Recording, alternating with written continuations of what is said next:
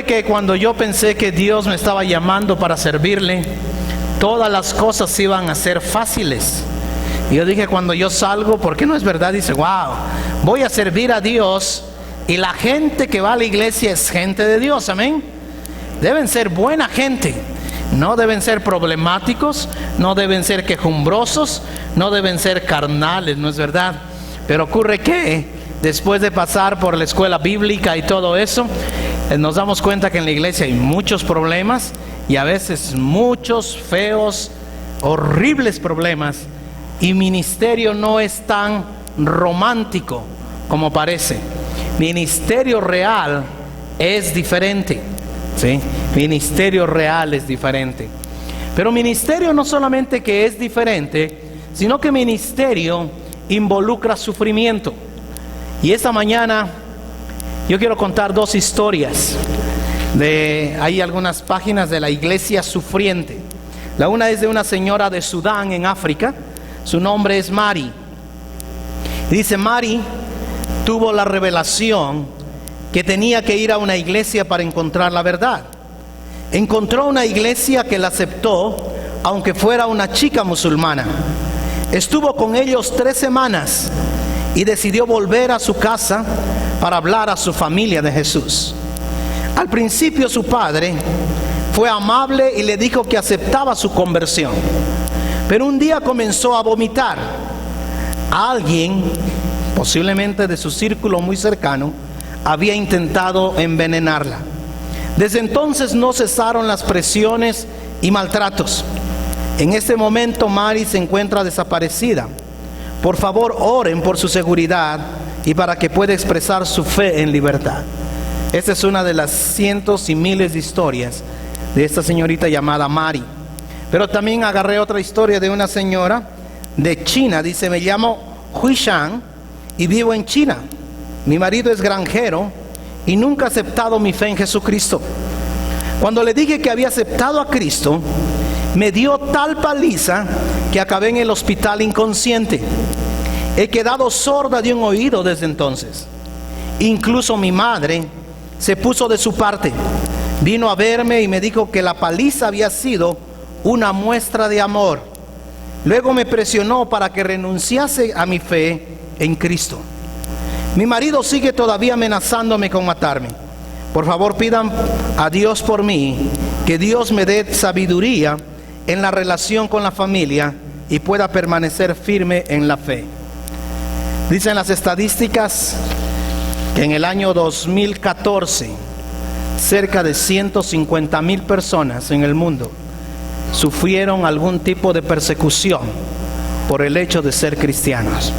Incluso hay algunas personas de Loja que conozco que han dejado de ir a la iglesia porque sus esposos las maltratan e insultan en una manera muy degradante cuando van a la iglesia.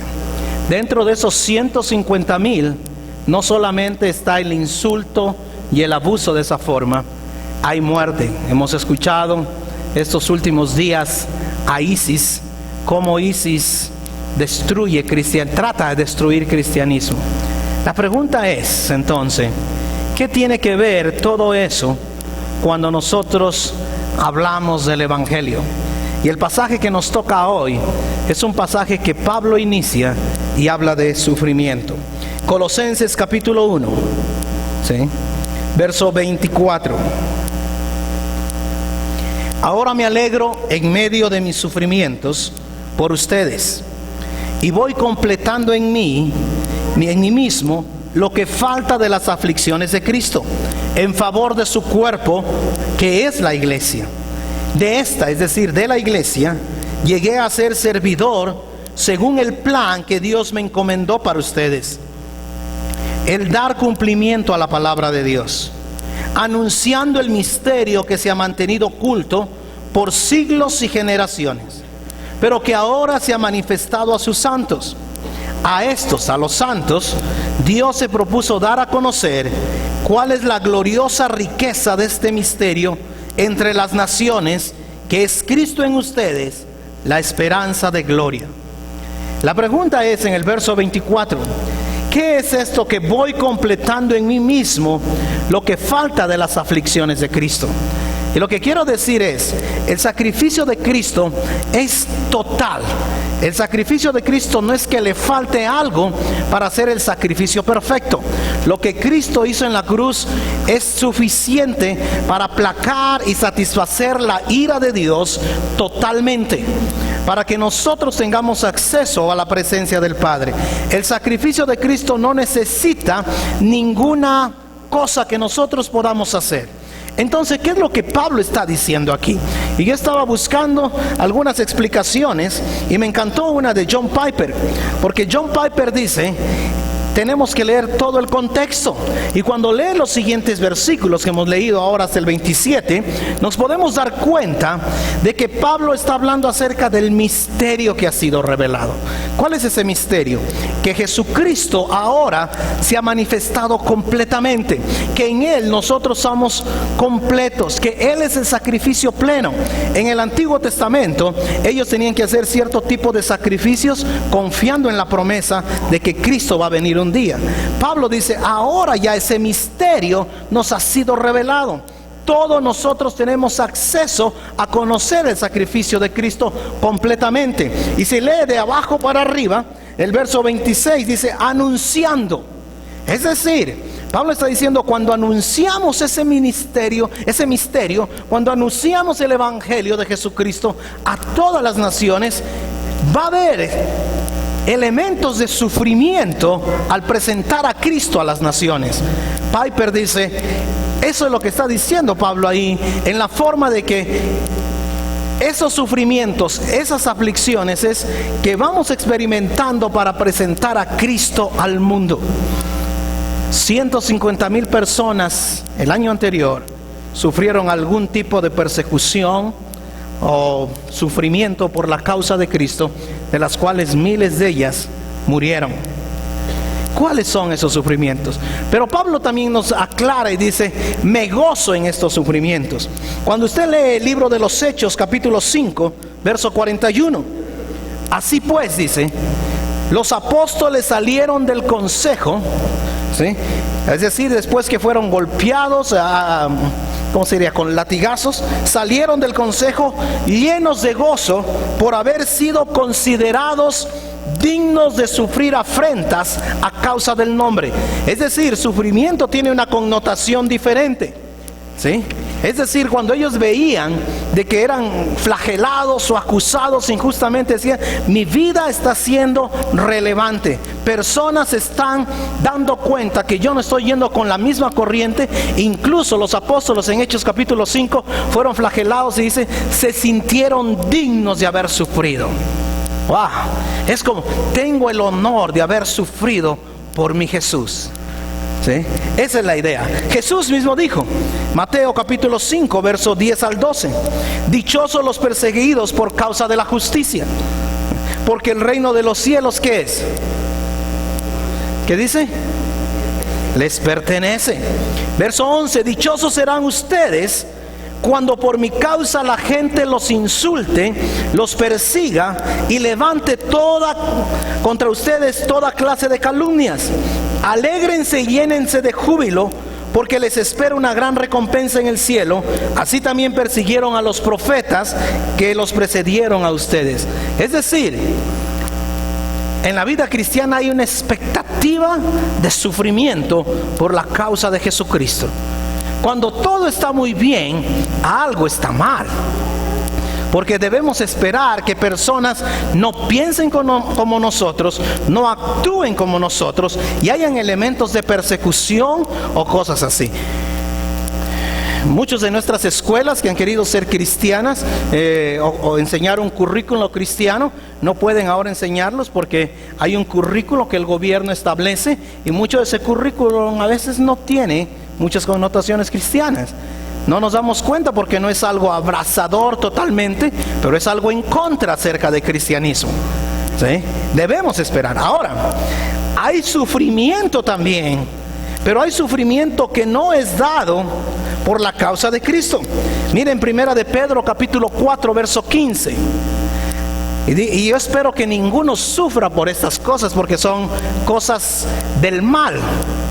Dice, dichosos ustedes, verso 15, primera de Pedro 4:15, que ninguno tenga que sufrir por asesino, por ladrón o delincuente, ni siquiera por entrometido. Escuchen. Es decir, si usted dice, bueno, yo quería tener un iPhone y se lo roba y va a la cárcel, ese sufrimiento no es por la causa de Cristo. ¿Estoy correcto o no? Sí, ok. Por cualquier ejemplo es bueno ahí. Verso 16. Pero si alguien sufre por ser cristiano, que no se avergüence, sino que alabe a Dios por llevar el nombre de Cristo.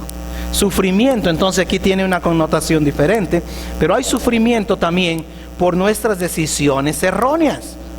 Pero no está hablando Pablo aquí que se goza en el sufrimiento de mis decisiones erróneas. Pablo dice, me gozo en el sufrimiento cuando por la causa de Cristo yo empiezo a sufrir estas cosas. ¿Se me entiende? Cuando yo dice, yo por ser cristiano, mi jefe me bajó de rango porque yo no me presto para afirmar las cosas que él quiere que yo haga incorrectas porque soy cristiano. Sufrimiento por proclamar el misterio de Jesucristo. En el libro de los Hebreos, en el capítulo 11, verso 36. Hebreos 11, verso 36. Dice, otros sufrieron la prueba de burlas y azotes, e incluso las cadenas y cárceles. Fueron apedreados, aserrados por la mitad. Wow, yo no había leído bien esa parte, pero eran sanguinarios contra los cristianos. Anduvieron fugitivos de aquí para allá, cubiertos de pieles de ovejas y de cabra, pasando necesidades, afligidos y maltratados. Y me encanta el 38, como grita el autor a los hebreos. El mundo no merecía gente que muere esa gente así. Es como decir, acaban de morir 100 cristianos asesinados por ISIS.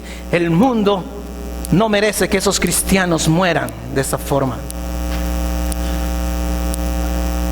Cristianismo es acerca de sufrimiento.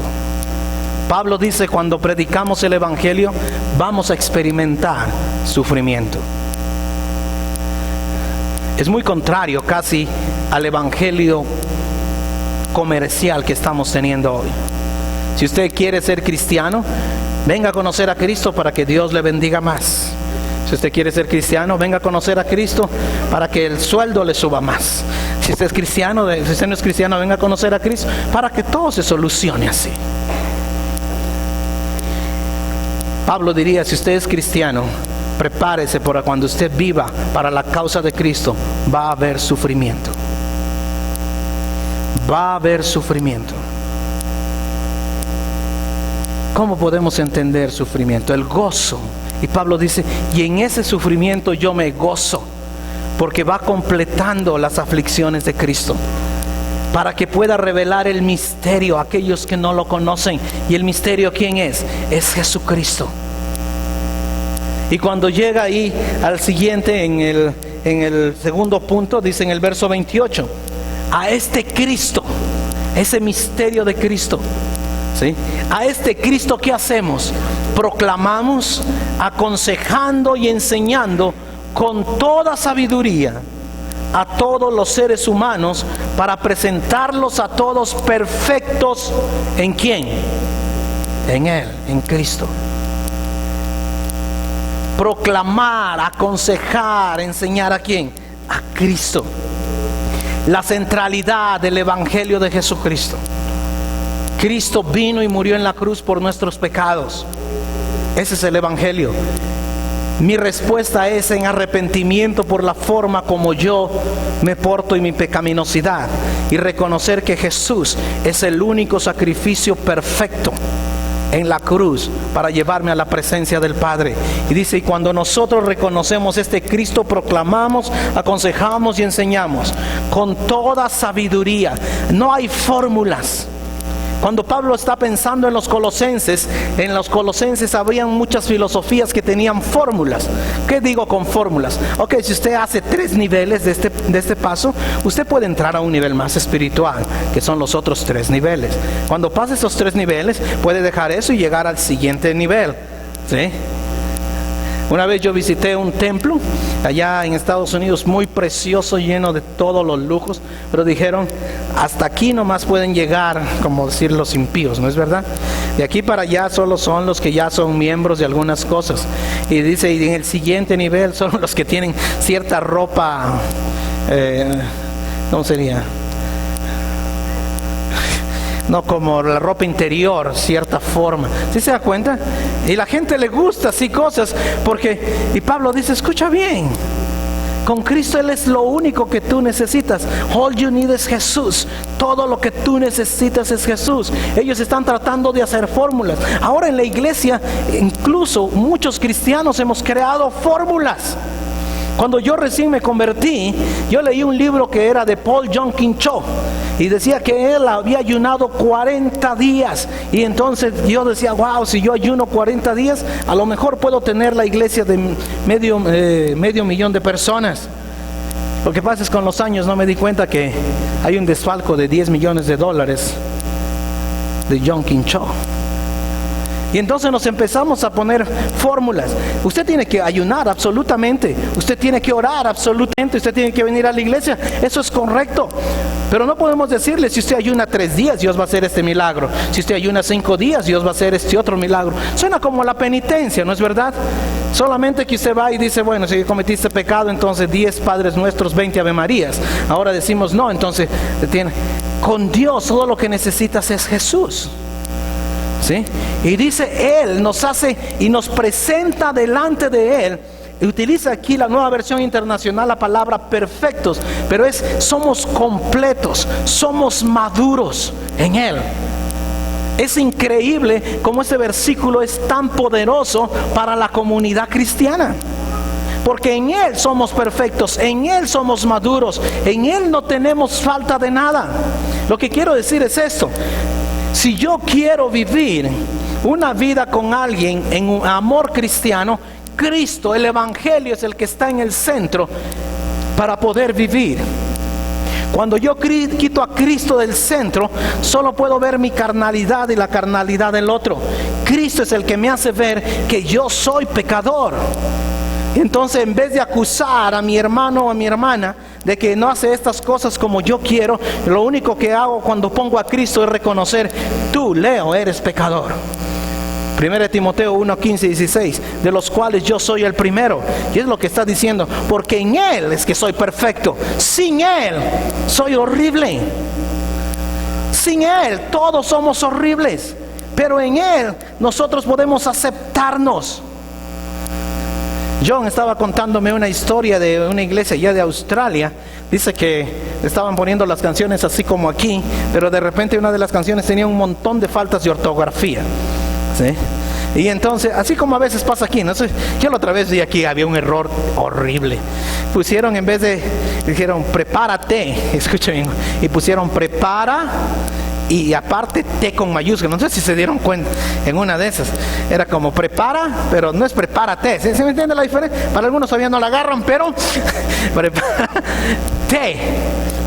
Dice John que en esa iglesia, entonces, como 10 personas al final del culto dijeron, pastor, ¿cómo es posible que haya tantos errores ahí en la pantalla con esas tantas faltas de ortografía ahí? Y el pastor les dice, escucha bien, próxima semana le dice al grupo de alabanza, vamos a cantar la misma canción y vamos a dejar los mismos errores. Y dice que cantaron otra vez la misma canción sin corregir nada en la pantalla. ¿Sí? Y el pastor pasa después de la canción y dice, hey, hemos dejado los errores ahí para que se den cuenta que todos los que estamos aquí somos imperfectos. Ese es el Evangelio. Cuando pones a Cristo en la mitad, tú eres imperfecto, lleno de pecaminosidad, de orgullo, de avaricia, de rencores, y solo en Cristo eres completo.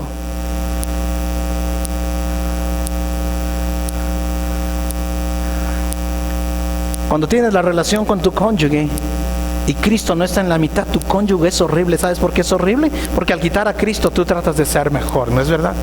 Yo soy así, yo actúo así. Y a veces minimizamos al cónyuge y hacemos cosas que no son correctas.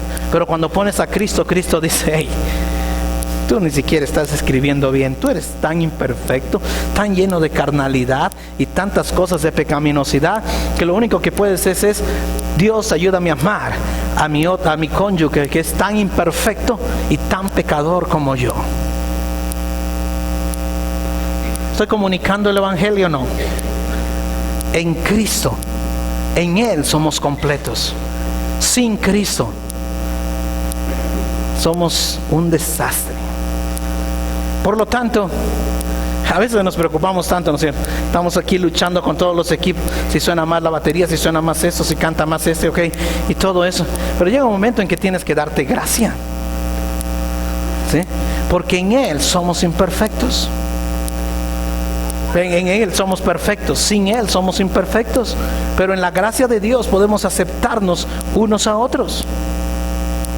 Y en Él, dice, estamos completos, somos maduros. Y el siguiente versículo dice: con este fin, verso 29, Colosenses 1:29, con este fin trabajo y lucho, fortalecido por el poder de Cristo que obra en mí. Y entonces Cristo empieza a transformarme, Cristo empieza a cambiarme. Cuando yo reconozco mi falla, cuando yo reconozco mi pecado, Él empieza a quitarme esas cosas. Cuando yo dejo de idolatrarme a mí mismo con un narcisismo enfermizo, empiezo a dejar que Cristo sea el que me perfeccione y me fortalezca. En el Nuevo Testamento hay un pasaje en el libro de Efesios capítulo 3 verso 16. Le pido que, dice, orando Pablo por los creyentes, le pido a Dios que por medio del Espíritu y con el poder que procede de sus gloriosas riquezas, los fortalezca a ustedes. ¿En dónde? En lo íntimo de su ser, ahí adentro. Yo he llegado a descubrir,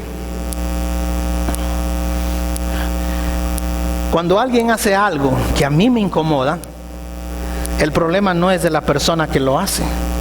El problema es de quién, que a mí me incomoda. Ahora se da cuenta lo disfuncional que somos a veces. Somos muy disfuncionales, porque lo que hacemos es, cuando a mí me incomoda, empiezo a culpar a esa persona y empiezo a tratar de controlar a esa persona. Hace un tiempo vino una pareja y yo casi me río, solo por respeto no me reí del muchacho. Dice: miren,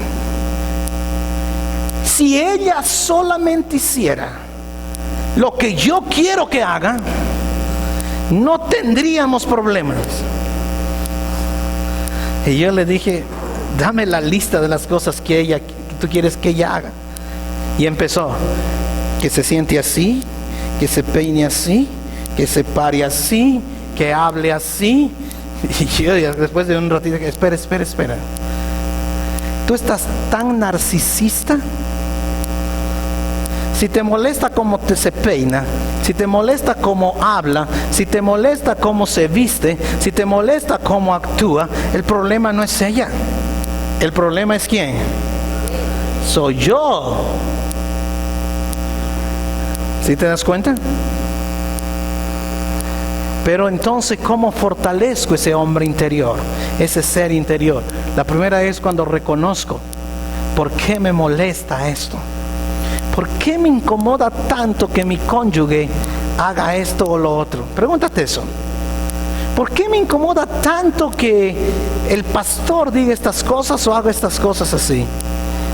Busca adentro y deja que el Espíritu Santo te fortalezca.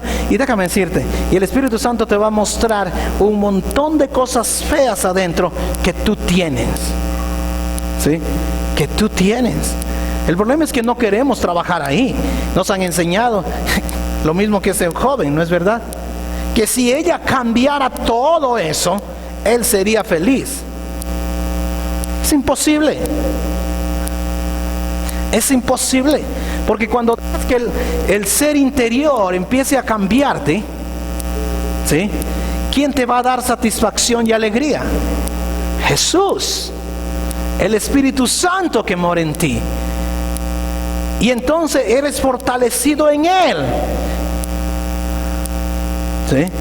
Y ya empiezas a tener, wow, empiezas a transformarte. Ya no necesito que estarme quejando de todas estas cosas. Ahora en Cristo yo soy fortalecido. Y a pesar que allá Pablo está hablando de sufrimiento, de predicar el Evangelio, dice, pero dejo que en Él soy completo, en Él soy perfecto, en Él soy maduro. Y ahora ese Cristo es el que me transforma, es el que me fortalece, es el que me levanta el ánimo.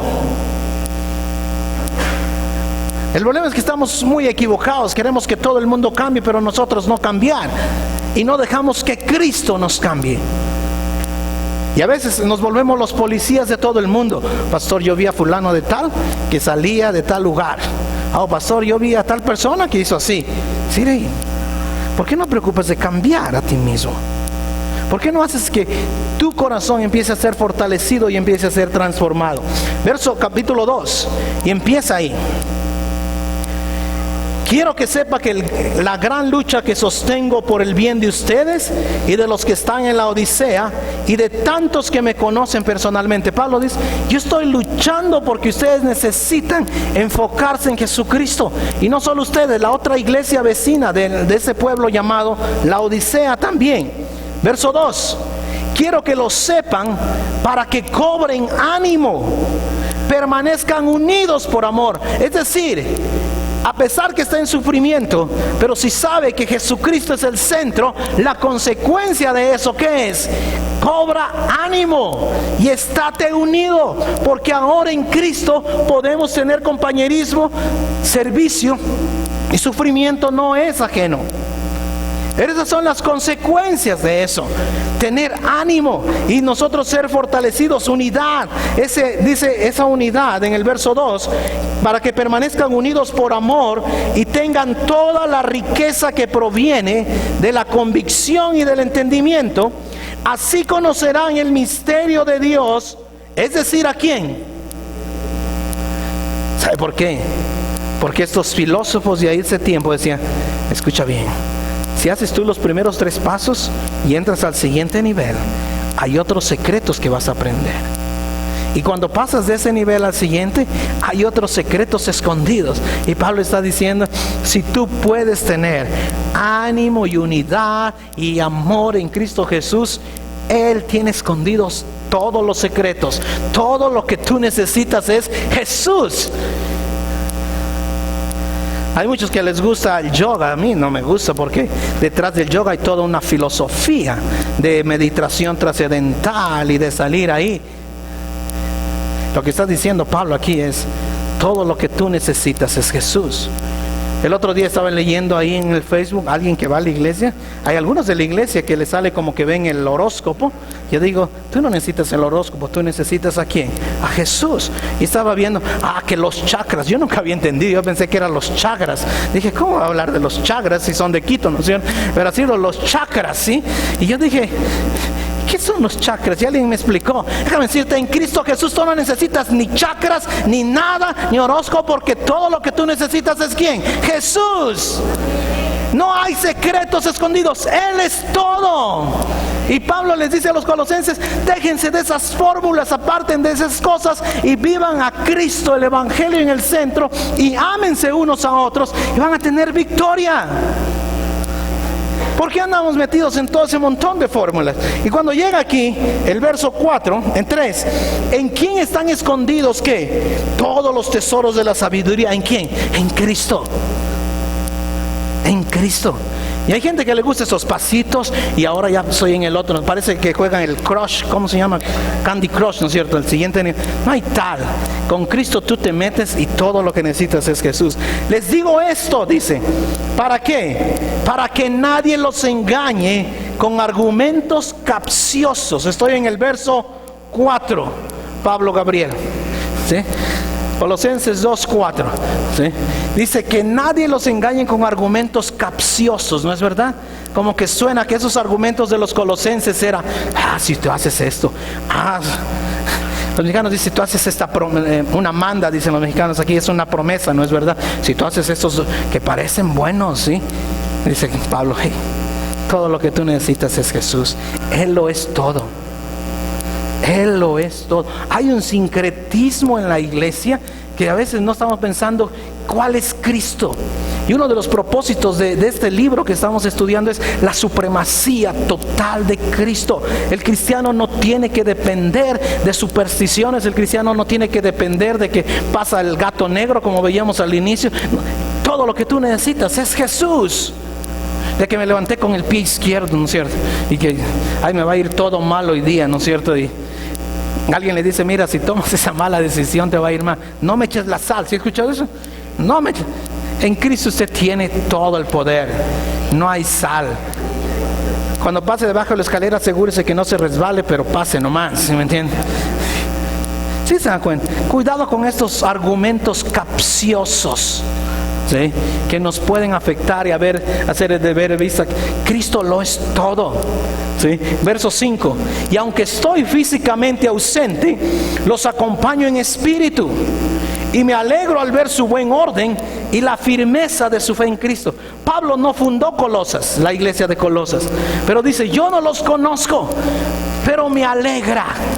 Me llena de gozo, me llena de ánimo saber que ustedes están firmes en la fe en Jesucristo, que están entendiendo quién es Jesús. Jesús no es el pobrecito que está en la iglesia crucificado. Él es el Rey de Reyes y Señor de Señores, y un día va a volver y conoce cómo cada uno actúa con sus corazones, y Él tiene la supremacía de todas las cosas. Amén. Él es todo en todo. No hay nada que escape de su poder. Él sustenta todo, y si pasamos por sufrimiento para predicar el evangelio, tenga como gozo, Dios, alguien se está dando cuenta que yo no hago las cosas que hace el mundo, y por eso quizás me están insultando o bajoneando, porque en Cristo yo tengo la victoria. Ministerio es diferente. Yo he puesto una frase en sus hojas. Quiero animarlos porque sus hojitas son para que usted tome notas y anote y pueda ir a los versículos y buscar si no está de acuerdo, ¿sí? Hay una frase al final, dice, no es mía, es una frase que la copié de otra persona que lo puso. Cuando nuestras preferencias son superiores a nuestra pasión por el evangelio, la iglesia está muriendo.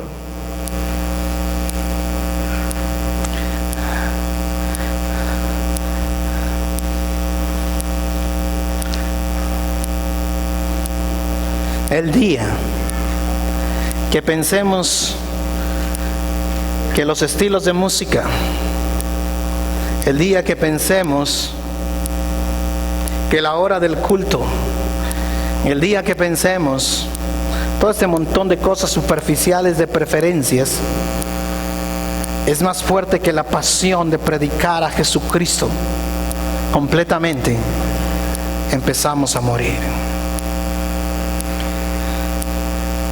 Porque entonces sufrimiento se volverá una maldición en vez de ser una bendición. Nuestra mayor preocupación es tener la pasión de que otros vengan a conocer a Jesucristo y que lo conozcan plenamente como Él es. ¿Sí? Yo creo que Ecuador estamos dentro de las economías del mundo, ya no estamos casi como tercer mundo, sino estamos entre el segundo. Es verdad, en toda Latinoamérica tenemos la internet más rápida de toda Latinoamérica. ¿Sí? Manejamos dólares. Nuestros vecinos colombianos y peruanos están emigrando a nuestro país para que podamos sustentarnos, ¿no es verdad? Es de los países que más carros nuevos consume. Loja es la ciudad que más carros nuevos consume en todo el Ecuador. Y cuando nos pasa eso, es muy peligroso que nuestras preferencias empiezan a tomar dimensiones y nos olvidamos de predicar el Evangelio.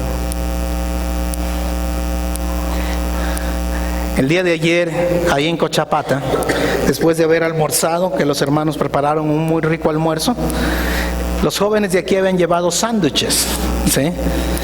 Y entonces dije, wow, mi barriga no es tan pequeña y quería otro pan, ¿no es cierto? Entonces dije, ¿qué nos sobró? Un sándwich.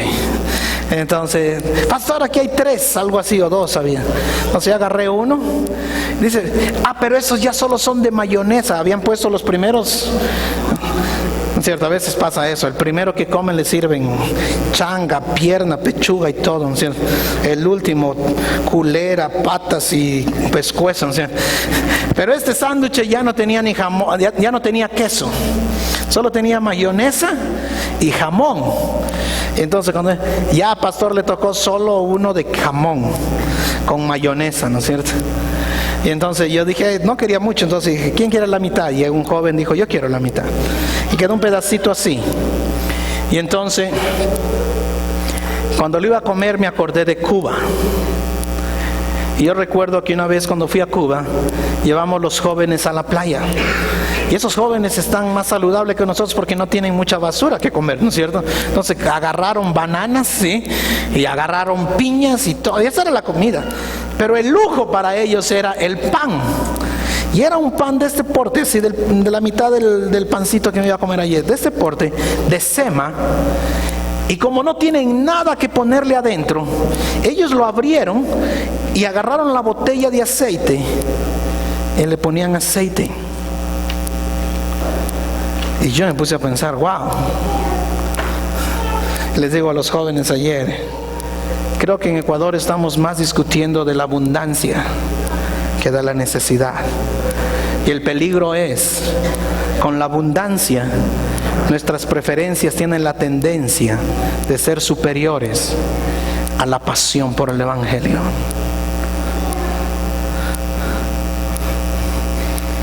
Sufrimiento es parte de la vida cristiana, pero sufrimiento por la causa de Jesucristo. Cristo es el centro de todo.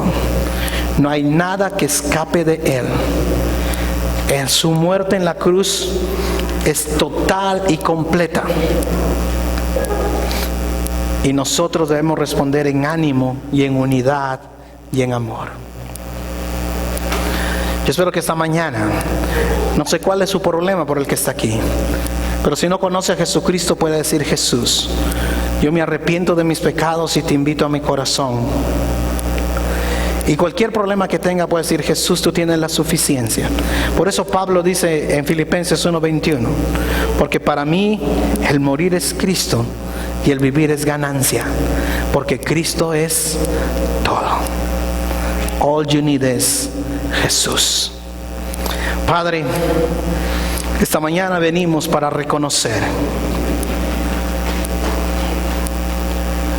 que todo lo que necesitamos eres tú.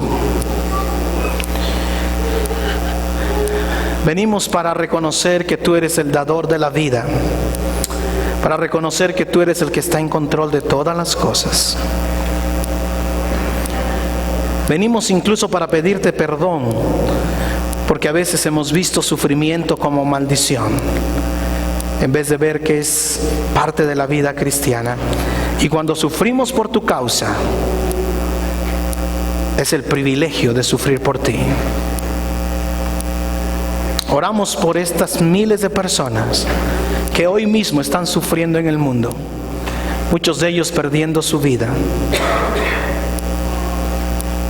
Señor, oramos porque en ti somos completos, somos perfectos, maduros. Ayúdanos a mirar a los demás con gracia y verte a ti en nuestras relaciones interpersonales. Padre, ayúdanos a fortalecernos. Perdónanos cuando nuestras preferencias son mayores que nuestra pasión por el Evangelio. Ayúdanos a estar centrados en ti. Señor, nadie aquí puede satisfacer nuestra angustia, solamente tú. Nadie puede darnos completa felicidad, solamente tú. Porque el gozo es hacer tu voluntad. En el nombre de Jesús. Amén.